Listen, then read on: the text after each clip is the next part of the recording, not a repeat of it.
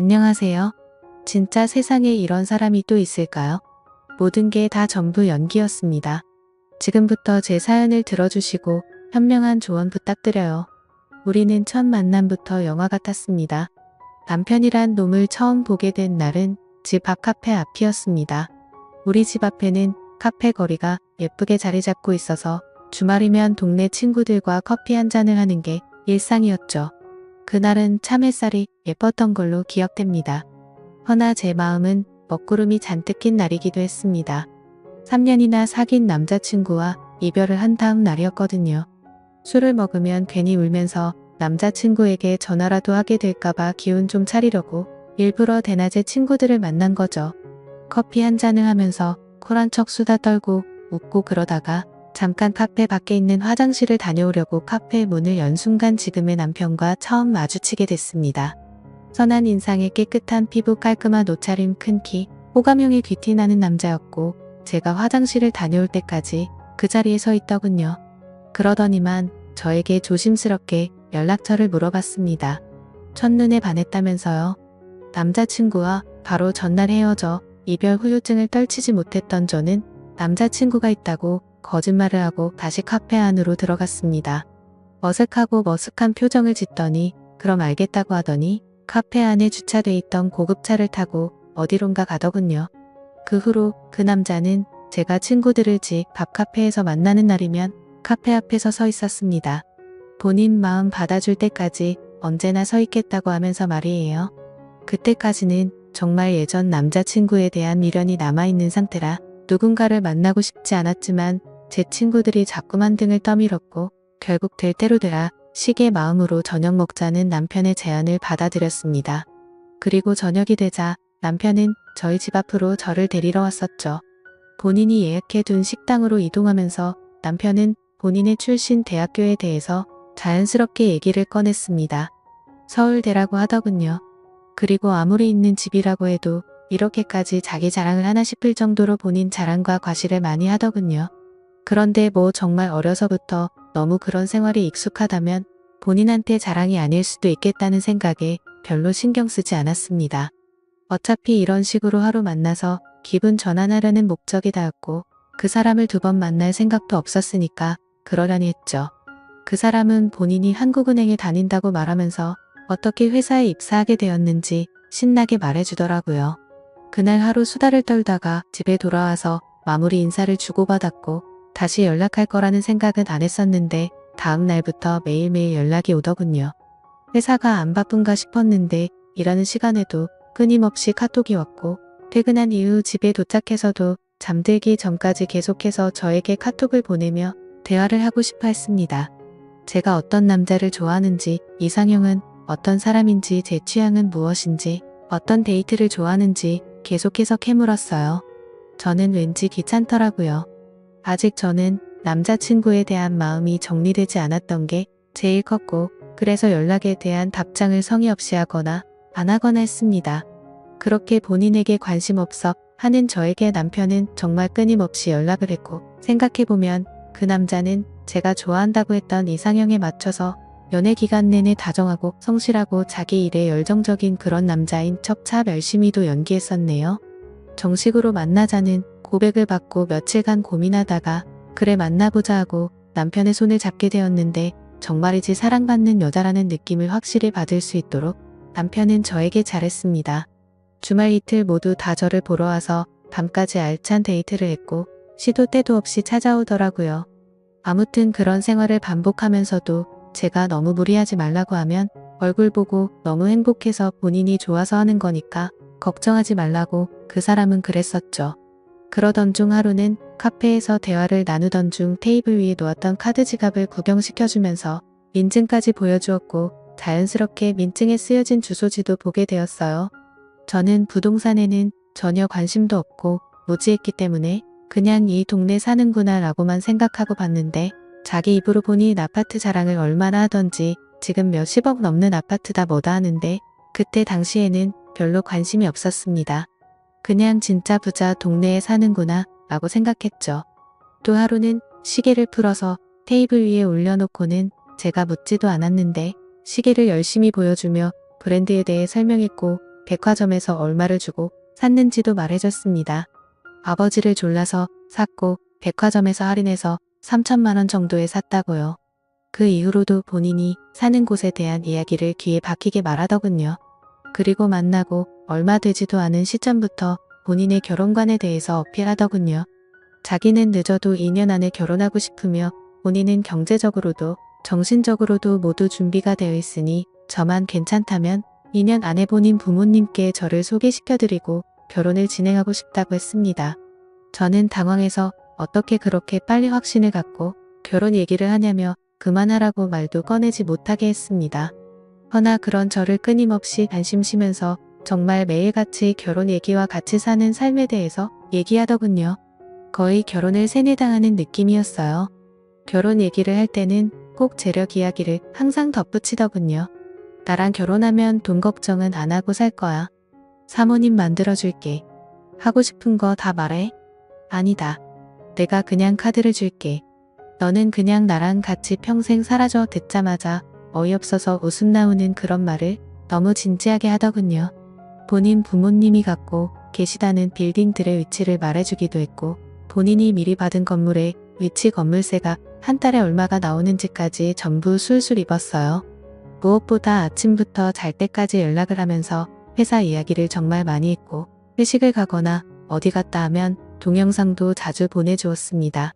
좀 과하니까 가끔 묘하다 싶을 때가 있었는데 너무 많은 증거들을 거의 매일같이 보여주면서 의심할 틈을 주지 않더군요. 그런데 아주 조금씩 말이 많은 그 사람의 말에 어긋나는 부분들이 있었습니다. 그러면서도 관계를 깰 정도로 치명적인 것들은 없었습니다. 그렇게 교제를 이어가던 중 덜컥 임신을 해버리고 말았습니다. 처음에는 어떡하지란 고민이 많았지만 다정한 남편을 믿어보고 싶었고 결혼을 결심하게 되었죠. 그로 인해 남편이 자신의 부모님을 뵈러 가자더군요. 처음 보는데 정말 다정하고 좋으신 분들이셨습니다. 나이에 비해 10살 이상은 어려 보이셨고 정정하고 밝으셨어요. 우리 아들과 결혼해줘서 고맙다는 말을 반복하셔서 제가 황송할 지경이었네요. 그렇게 저희는 결혼식 없이 바로 혼인신고를 하게 됐고 상견례도 간단하게 마쳤어요. 혼인신고를 하던 날 남편이 이렇게 말하더라고요.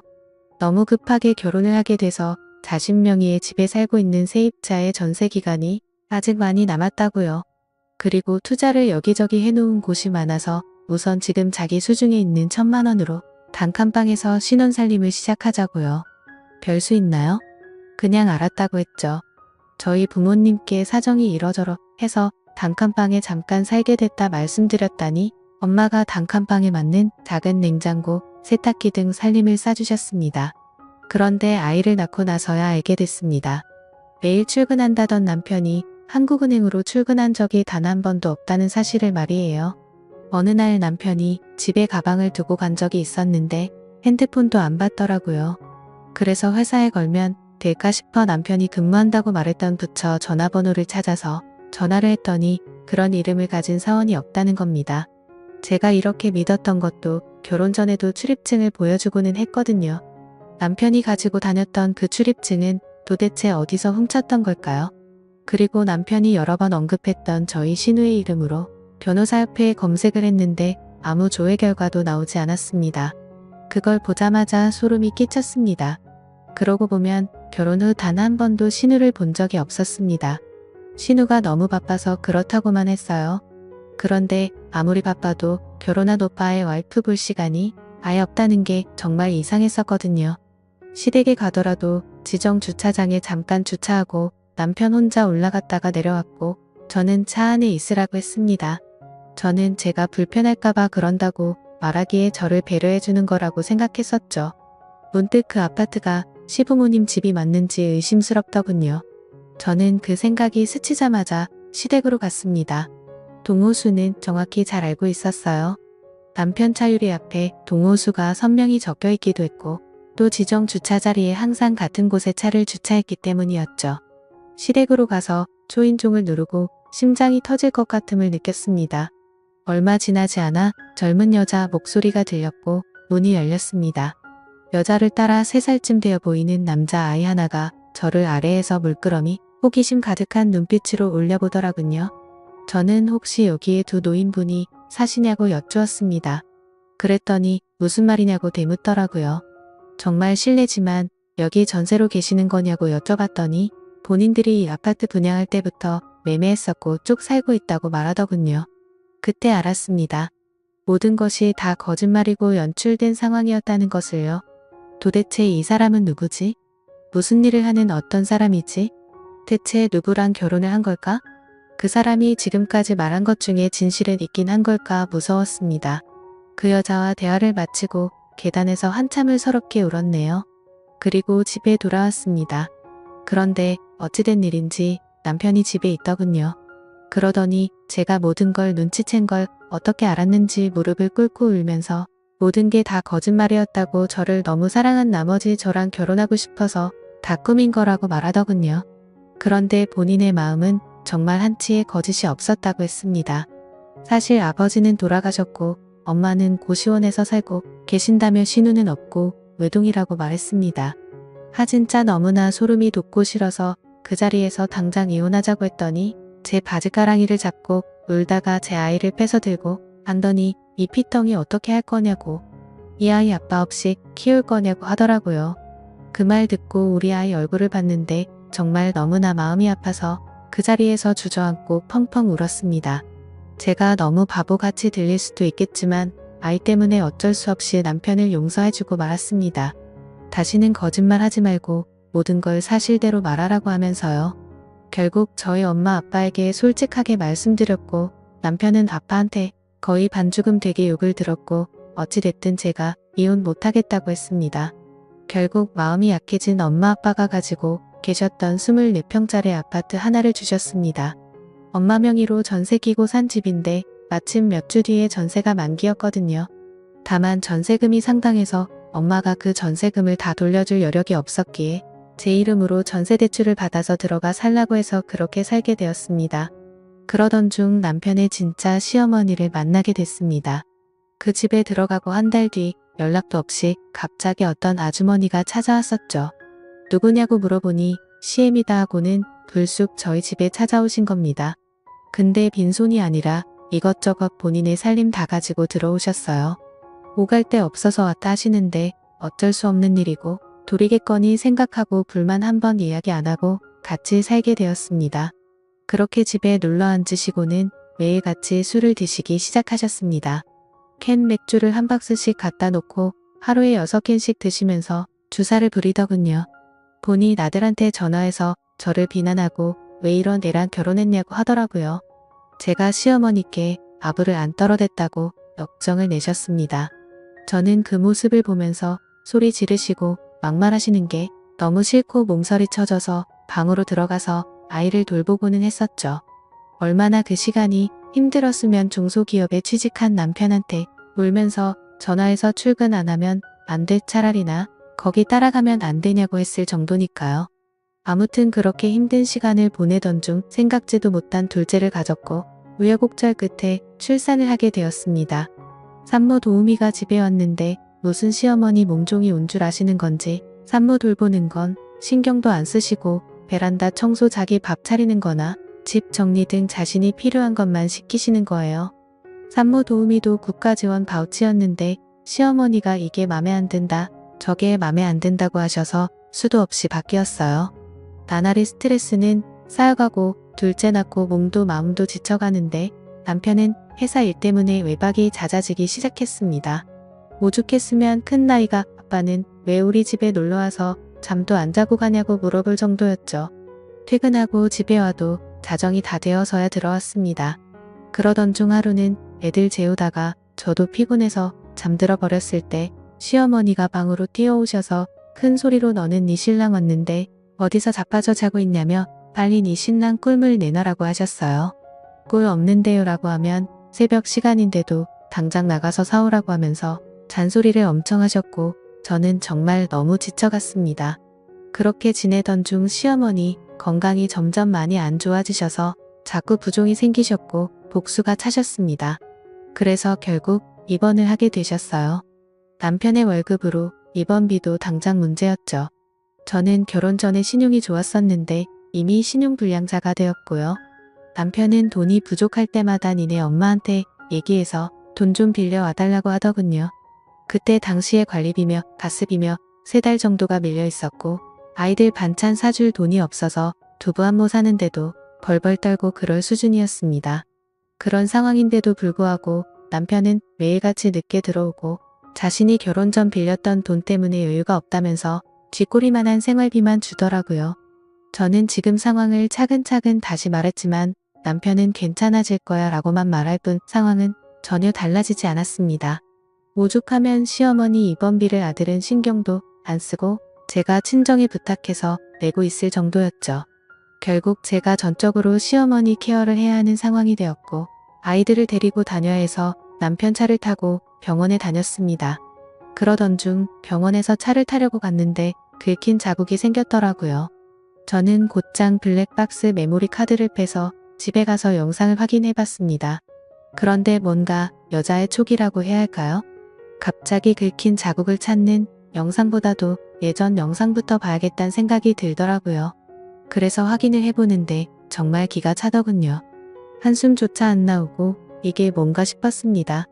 왜냐하면 주행 중인 차량 안에서 남편의 목소리가 들려오는데 옆에는 또 다른 여자가 타고 있더군요.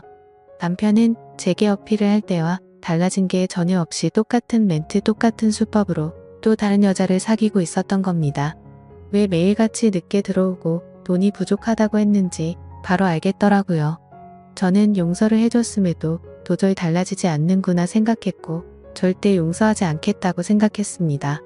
결국 그날 이후로 남편에게 이 영상을 들이밀며 이혼할 거라고 통보했고 그러자 남편은 또 저번처럼 무릎을 꿇더니 펑펑 울면서 한 번만 용서해달랍니다. 두 자식을 담보로 생각하는지 아이들은 어떻게 할 거냐며 똑같은 레퍼토리를 펼치더라고요. 그러면서 자신의 어머님 케어는 누가 하냐고 제발 용서해달라고 했습니다. 진심으로 그때 너무 어이가 없고 기가 차서 말했습니다. 이 어머니가 내 어머니야? 그리고 어머님이 나한테 어떻게 대하는지 뻔히 알면서 그딴 말을 하냐고 말했죠.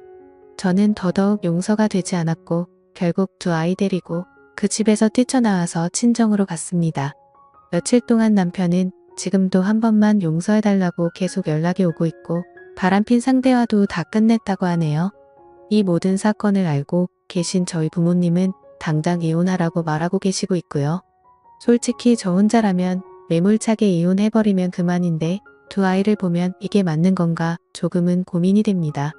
제가 어떻게 하는 게 맞는 걸까요? 제 사연 읽어주셔서 감사합니다.